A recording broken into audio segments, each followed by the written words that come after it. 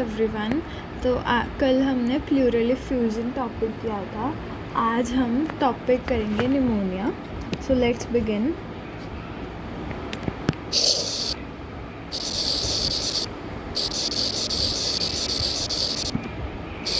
सबसे पहले हमेशा की तरह हम देखेंगे कि इसकी डेफिनेशन क्या है। निमोनिया होता क्या है? Inflammation of lung parenchyma. तो लंग पैरेन्काइमा की इन्फ्लामेशन होना, उसको हम बोलते हैं निमोनिया। उस कंडीशन को बोला जाता है निमोनिया। ठीक है। अब निमोनिया की क्लासिफिकेशन ये दो तरह में क्लासिफाई होता है।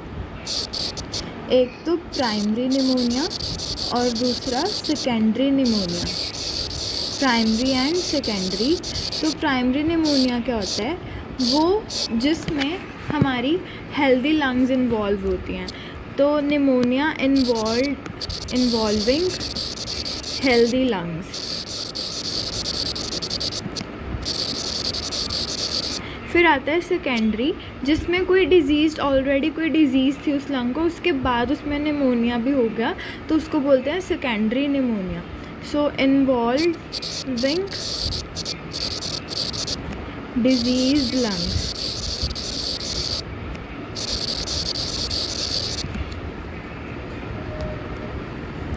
प्राइमरी निमोनिया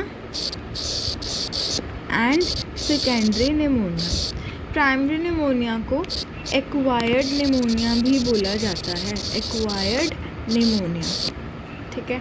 और अब हमारा जो सेकंड होगा वो, एक तो डेफिनेशन कर लिया कि होता क्या है, इन्फ्लामेशन होना ऑफ लंग पैरेन्काइमा। अब हम आते हैं पैथोजेनेसिस पे। ऑब्वियसली इसके कुछ ऑर्गेनिजम्स होंगे जो रिस्पॉन्सिबल होते हैं फॉर कॉजिंग निमोनिया। अब वो ऑर्गेनिजम्स जो हैं वो हमारी बॉडी के अंदर आ गए। अब वो बॉडी के अंदर आए, पहले तो आने कैसे दिया? तो मतलब सबसे पहले क्या होगा, जो इम्यून डिफेंस मैकेनिज्म्स हैं वो उसमें डिफेक्ट आ जाएगा।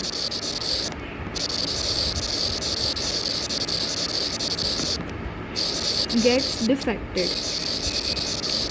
जिसके कारण क्या होगा कि जो माइक्रोब्स हैं they will easily enter our body और रेस्पिरेटरी ट्रैक्ट।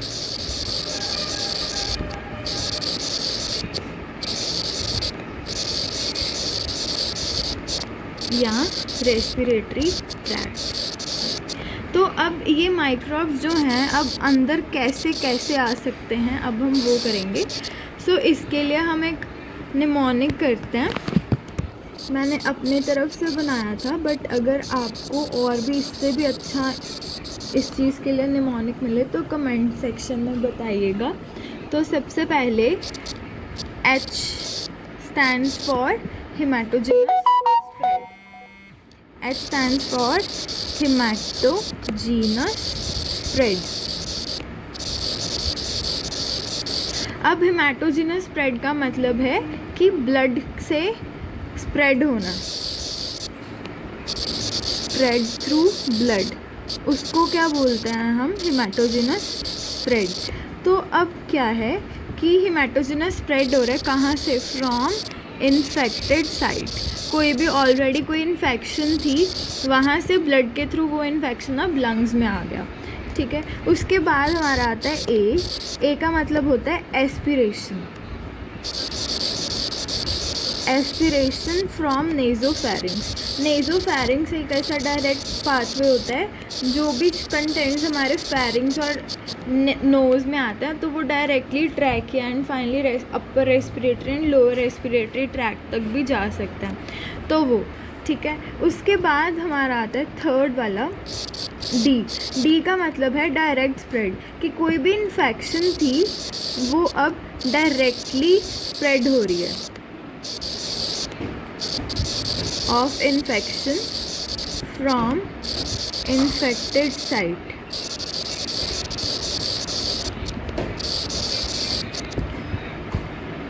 उसके बाद फोर्थ आता है आई का मतलब है inspiration. I stands for inspiration. कि हमने माइक्रोब्स जो थे रेस्पिरेशन करते टाइम हमने वो इंस्पायर कर लिया, इंस्पिरेशन ऑफ माइक्रोब्स। ठीक है, तो ये हमारी पैथोजेनेसिस थी। अब हम करेंगे इसकी ऑर्गेनिजम्स जो कि रिस्पॉन्सिबल हो सकते हैं।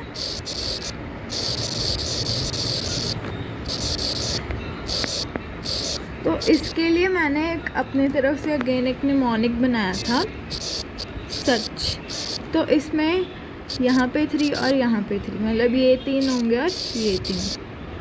तो चलो अब करते हैं। ऐसे हो जाएगा स्ट्रेप्टोकोकस निमोनी, जो कि मोस्ट कॉमन है।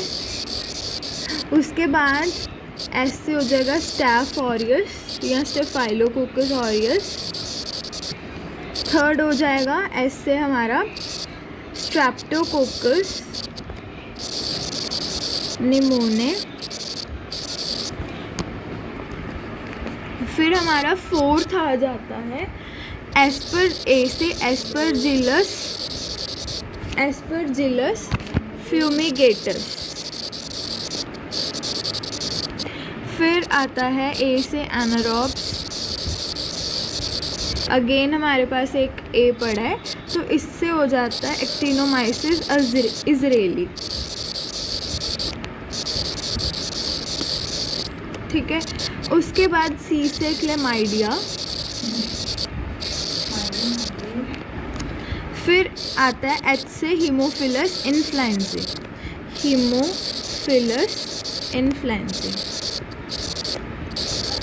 तो ये हमारे कुछ माइक्रोब्स हैं, ऑर्गेनिजम्स हैं जो कि निमोनिया के लिए रिस्पॉन्सिबल होते हैं। उसके बाद अब हम इसके कुछ प्री डिस्पोजिंग फैक्टर्स करेंगे, जो कि किन किन कंडीशंस में निमोनिया होने के चांसेस ज़्यादा होते हैं वो। तो टोटल हमारी 8 होती हैं ये प्री डिस्पोजिंग फैक्टर्स, टोटल 8 हैं। तो हम देखते हैं। सबसे पहले ओल्ड एज में हो सकता है। उसके बाद जो इम्यूनो कॉम्प्रोमाइज्ड पेशेंट्स होते हैं उनमें ये हो सकता है। तो इम्यूनो कॉम्प्रोमाइज्ड पेशेंट्स कौन से होते हैं? जैसे कि अगर किसी को कैंसर हो, या वो पेशेंट जो है वो एड्स का पहले ही पेशेंट हो, या डायबिटीज़ मेलाइटस का।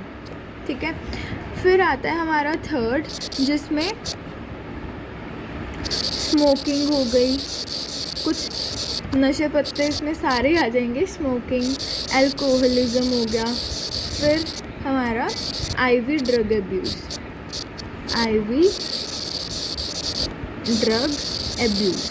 ठीक है, उसके बाद एंडोट्रैकियल इंट्यूबेशन करेंगे। एंडोट्रैकियल इंट्यूबेशन एक प्रोसेस होता है, एक सर्जरी के टाइम पे या जैसे भी उसमें हम पढ़ लेंगे एंडोट्रैकियल इंट्यूबेशन। ये मैंने आपको इसका जो है ये होता क्या है, जो भी इसका पूरा मेथड है वो मेरी वीडियो में ट्रैकियोस्टोमी करके उसमें आप देख सकते हो। वैसे इसका मोटा मोटा मतलब ये है कि हम ट्रैकिया को वाइड करते हैं बाय इंसर्टिंग द ट्यूब। ठीक है, तो इसीलिए उस चीज़ को बोलते हैं एंडोट्रैकियल इंट्यूबेशन। ये उन केसेस में यूज़ किया जाता है अगर पेशेंट का जो है रेस्पिरेटरी ऑब्स्ट्रक्शन वगैरह हो तो। ठीक है, उसके बाद अगर ऑब्स्ट्रक्शन हो रही है ब्रोंकस की, उन केस में निमोनिया हो सकता है, ऑब्स्ट्रक्शन टू ब्रोंकस। ठीक है, और अगर मान लो कि लॉस ऑफ कॉन्शियसनेस है, जो पेशेंट है वो इतना कॉन्शियस नहीं है, लॉस ऑफ कॉन्शियसनेस, जैसे कि in case of epilepsy या when the patient is under anesthesia।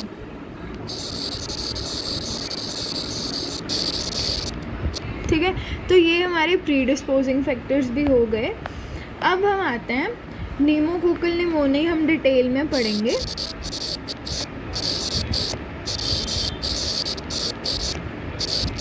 इसके सबसे पहले क्लिनिकल फीचर्स पढ़ते हैं। अगर आपको 10 मार्क्स का इस पे क्वेश्चन आता है निमोनिया पे, तो आप यही सब लिख सकते हो, ये सफिशिएंट है, मोर देन इनफ है। उसके बाद क्लिनिकल फीचर्स अब हम देखते हैं। क्लिनिकल फीचर्स में सबसे पहले बंदे को कफ या डिस्निया होगा, उसको सांस नहीं आ रही, तो वो रेस्पिरेटरी रेट उसका ज़्यादा हो सकता है, ठीक है। उसके बाद हॉट फ्लश फेस, पसीने छूट रहे हैं, है ना, हॉट फ्लश फेस हो सकता है, गर्म हुआ पड़ा है, मतलब उसको अल्टीमेटली फीवर हो सकता है। फीवर है तो बॉडी एक वगैरह हो रही है, हेडेक हो रहा है, क्योंकि वॉमिटिंग हो गई थी, तो हेडेक इसीलिए हो रहा है, वॉमिटिंग। उसके बाद अब वॉमिटिंग हो रही है तो भूख लगनी कम हो जाएगी, लॉस ऑफ एपेटाइट। और इसके दो इम्पॉर्टेंट फीचर्स होते हैं। एक तो मैंने आपको बताया था कि कोई भी रेस्पिरेटरी हो डिजीज़, उसमें हीमोप्टिसिस, कफ डिस्निया, रेस्पिरेटरी रेट का इंक्रीज़ होना, ये सब होता ही है। हीमोप्टिसिस हो गया, टैकीकार्डिया भी हो सकता है, ठीक है। अब इसके दो निमोनिया के ऐसे हैं जो थोड़े इन सभी से अलग हैं, दैट इज़ सेंट्रल साइनोसिस, और CNS पे क्या हो जाएगा, कॉन्वल्जन्स। साइनोसिस का मतलब क्या होता है कि स्किन का ब्लू पड़ना, ठीक है। तो अब ये दो तरह की होती है, पेरिफेरल एंड सेंट्रल। पेरिफेरल में ये होता है कि जैसे जो हमारी टिप्स होती हैं या जो लिम्स होते हैं वो अफेक्ट होती हैं, वो ब्लू इन कलर हो सकती हैं, पेल कलर अपीयर होता है स्किन का। बट सेंट्रल मतलब हमारी ट्रंक इन्वॉल्व होती है उसमें, ठीक है। तो ये हमारे थे क्लिनिकल फीचर्स। अब क्लिनिकल फीचर्स में हम फिज़िकल साइंस की तो बात करेंगे ही, फिज़िकल साइंस। तो फिज़िकल साइंस हमारे इसमें कॉमन ही है, जो कि हर रेस्पिरेशन में होते हैं। सबसे पहले इंस्पिरेटरी क्रैपिटेशंस, हमें आवाज़ें सुनने को मिलती हैं, या और इसको रेल्स भी बोलते हैं, या क्रैकल्स, ओके। उसके बाद हमें जो भी डल परक्यूजन नोट है, डल परक्यूजन नोट होती है, जब भी हम ऑन परक्यूजन तो हमें डल परक्यूजन नोट दिखता है। उसके बाद जो ब्रेथ साउंड्स हैं वो डिमिनिश हो जाती हैं, तो डिमिनिश्ड ब्रेथ साउंड, जो हमें ब्रेथ साउंड सुनती हैं वो उनका कम हो जाना, आवाज़ उनकी अच्छी तरह नहीं आना, तो डिमिनिश्ड ब्रेथ साउंड्स। अब हम फाइनली फिज़िकल साइंस कर लिए, क्लिनिकल फीचर्स कर लिए, प्रीडिस्पोजिंग फैक्टर्स कर लिए, ऑर्गेनिजम्स कर लिए, देन पैथोजेनेसिस कर लिया, क्लासिफिकेशन भी कर ली हमने। तो अब हम आते हैं सीधा इन्वेस्टिगेशंस पे। इन्वेस्टिगेशंस में जो हर एक रेस्पिरेटरी में आप लिख ही सकते हो, उसके मैं कुछ नाम बता देती हूँ। एक तो चेस्ट एक्सरे, आप हर एक में ये लिख सकते हैं।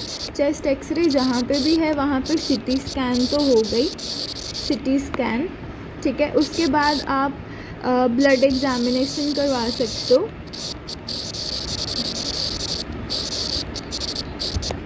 उसके बाद आप क्योंकि इन्फेक्शन है तो स्प्यूटम एंड ब्लड कल्चर भी हो सकता है इसमें, ठीक है। ब्लड गैस एनालिसिस भी हो सकता है। तो ये 5 ऐसे हैं जो हर एक रेस्पिरेटरी डिजीज़ में आप लिख सकते हो। उसके अलावा इसमें अब निमोनिया के ही केस में ये पॉइंट इम्पॉर्टेंट है, हम प्रोकैल्सिटोनिन लेवल्स चेक करते हैं, प्रोकैल्सिटोनिन लेवल्स,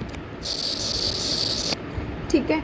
उसके बाद प्रोकैल्सिटोनिन लेवल्स चेक कर लिए, ये मैं आपको हर एक बता भी देती हूँ डिटेल में। सबसे पहले हम देख लेते हैं। उसके बाद थ्रॉट एंड स्वैब कल्चर कर सकते हैं, थ्रॉट एंड स्वैब कल्चर। फिर फाइनली अब हमारा, चलो अभी एक बारी पहले हम सभी देख लेते हैं। चेस्ट एक्सरे में हमें कंसोलिडेशंस दिखेंगी। तो कंसोलिडेशंस क्या होती हैं? सॉलिडिफाइंग मास होता है जो हमें कंसोलिडेशंस की फॉर्म में दिखता है, और ये एक्सरे पे ओपेसिटीज़ की तरह अपीयर होता है। ठीक है, सीटी स्कैन में हमें इन्फेक्शन की एग्जैक्ट साइट पता चल जाएगी। सो क्या लिख सकते हैं इसमें सीटी स्कैन में, टेल्स डेफिनाइट या specific site of infection, inflammation या इन्फेक्शन। ब्लड एग्जामिनेशन, इसमें हमें एक तो अनीमिया देखने को मिलता है,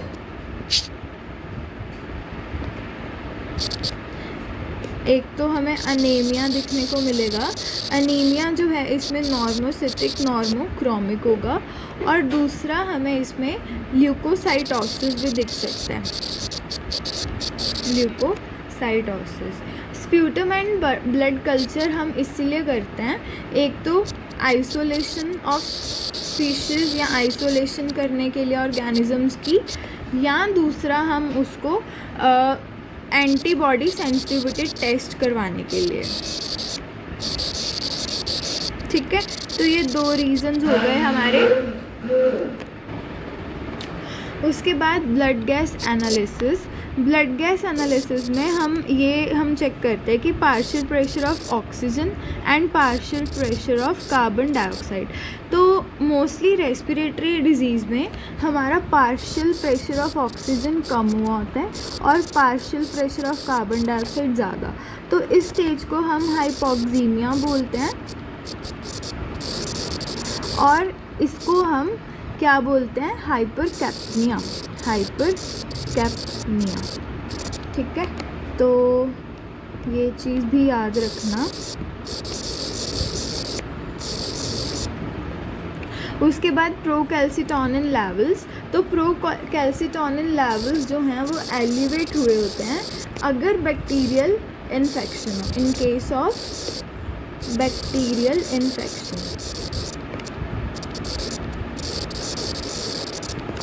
throat and swab culture. Throat and swab culture again हम अपने ऑर्गेनिजम्स वगैरह के लिए उनकी प्रेजेंस के लिए चेक करते हैं, स्पेसिफिकेशन के लिए चेक करते हैं।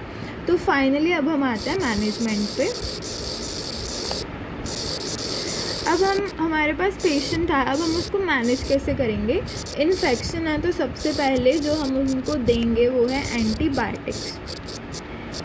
तो देखो, अब जो निमोनिया है, ठीक है, ये 3 तरह से, मतलब 3 तरह के इसमें पेशेंट्स हो सकते हैं जिसमें अलग अलग ट्रीटमेंट देते हैं। सो सबसे पहले हो सकता है कि माइल्ड निमोनिया हो,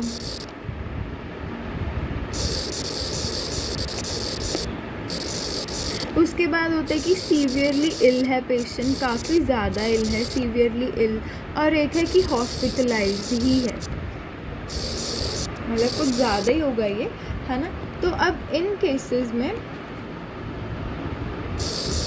हम देखेंगे कि उसको कौन सी ट्रीटमेंट्स, एंटीबायोटिक्स कौन कौन से रिक्वायर होंगे। तो ये ध्यान से सुनना, ये इम्पॉर्टेंट है हमारा।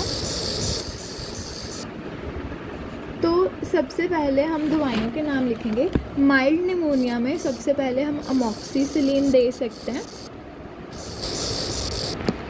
फिर उसके बाद हम एरिथ्रोमाइसिन दे सकते हैं, फिर हम उसको सिफेक्लोर दे सकते हैं, ये एक सिफेलोस्पोरिन है। ठीक है, अब देखो ये तीनों जो हमने देनी है, पेशेंट माइल्ड इल है, मतलब उसको ज़्यादा प्रॉब्लम नहीं है, तो ये तीनों हम कैसे देंगे, ऑरली देंगे, मतलब वो ऑरली इनको कंज्यूम कर सकता है। ठीक है, उसके बाद अब इसकी डोज करनी है। तो डोज में अमोक्सिसिलिन हम 500 mg देते हैं, ऑरली देंगे, और 6 आवरली, हर 6 घंटे बाद रिपीट करेंगे। ये भी हम 500 mg देते हैं और 6 आवरली रिपीट होती है। सिफेक्लोर पर जो है वो हम 250 से 500 mg देते हैं और ये 8 आवरली होता है। ठीक है, अब आ गया सीवियरली इल। सीवियरली इल में क्या होगा, हम एम्पिसिलिन दे सकते हैं, एम्पिसिलिन दे दिया। उसके बाद हम फ्लूकोक्सासिलिन दे सकते हैं। ये ऑक्सासिलिन, ये भी एक एंटीबायोटिक की क्लासिफिकेशन होती है, उसमें फ्लूकोक्सासिलिन। उसके बाद हम इसमें जेंटामाइसिन दे सकते हैं। ठीक है, तो अब इसमें जो हमारा पेशेंट है वो क्या है, सिवियरली इल है, वो ऑरली नहीं ले सकता, तो इसीलिए हम इसको कैसे देंगे, हम इसमें कलर ये ले लेते हैं, थोड़ा अलग समझ आएगा। इसमें हम IV देते हैं, तीनों हमने IV देनी है। तो डोसेज देख लेते हैं। डोसेज के लिए सबसे पहले एम्पिसिलिन आ गया, तो एम्पिसिलिन हम 0.5 से 1 ग्राम देंगे 8 आवर्ली। ठीक है, फ्लूकोक्सासिलिन हम देंगे 250 से 500 mg, और ये हम 6 आवर्ली ही देंगे। और जेंटामाइसिन ये हम 60 to 80। तो अब हम जेंटामाइसिन देते हैं 60 से 80 mg, ये भी हम 8 आवर्ली ही देते हैं। उसके बाद अब हमारा आ गया हॉस्पिटलाइज्ड कंडीशन में हम इसमें जो ड्रग दे सकते हैं, एम्पिसिलिन दे सकते हैं, अमॉक्सिसिलिन दे सकते हैं। पर ध्यान रखना है कि ये दोनों ड्रग्स जो हैं ये हम पैरेंटरली ही देते हैं। ठीक है, तो ये चीज़ जो है ध्यान में रखनी है, गिवन पैरेंटरली, क्योंकि बंदा सीवियरली हॉस्पिटलाइज्ड हो चुका है। उसके बाद हम 3 ड्रग्स और दे सकते हैं, जैसे कि सेफ्ट्रायोक्सोन, ठीक है, सीफोटैक्सम या वैंकोमाइसिन। तो ये हम 1 ग्राम, इसकी डोज 1 ग्राम पर 12 आवर्ली होती है। ठीक है, तो ये हमारे एंटीबायोटिक्स थे। उसके बाद हम सेकंड जो है वो है ऑक्सीजन थेरेपी। तो अगर मान लो कि पेशेंट सीवियरली इल है, मतलब बहुत ज़्यादा सीवियरली, ये वाला मतलब वो बहुत ज़्यादा ग्रेवली इल है, तो उस कंडीशन में हम क्या करते हैं, उन पेशेंट्स को ऑक्सीजन थेरेपी देते हैं। फिर एनाल्जेसिक्स आ गए। एनाल्जेसिक्स में हम पैरासीटामोल दे सकते हैं या मेफेनामिक एसिड दे सकते हैं, बट हम इसमें ओपियोइड्स नहीं देते। ओपियोइड्स क्यों नहीं देते, क्योंकि ओपियोइड्स जो हैं वो एडिक्शन कर सकते हैं, है ना, ये तो हमें पता ही है। Opioids can cause addiction and CNS depression भी।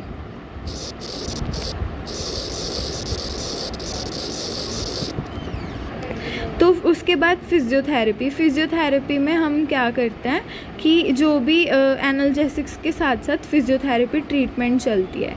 तो ये बस हमारा निमोनिया यहीं तक था। उसके बाद हमने आज के निमोनिक्स में 2 निमोनिक्स पढ़े थे, एक तो हमने हड्डी और दूसरा सच, जो कि ऑर्गेनिजम्स के लिए सच था और हड्डी पैथोजेनेसिस के लिए था। तो ये कुछ चुप्पे से निमोनिक्स थे जो मैंने अपने लर्न करने के लिए पढ़े थे। अगर आपको इनसे भी कुछ अच्छे पता हो तो कमेंट सेक्शन में प्लीज़ बताइएगा, और अगर वीडियो अच्छी लगी हो तो प्लीज़ लाइक सब्सक्राइब कर देना चैनल पे, और अपने फ्रेंड्स के साथ शेयर भी कर देना ताकि उनको भी हेल्प हो जाए। और अगर आपको इस PDF या इस टॉपिक के रिलेटेड नोट्स भी चाहिए हो तो मुझे कमेंट सेक्शन में बता देना, मैं आपको वहाँ पे इसका लिंक भेज दूँगी। Thank you so much.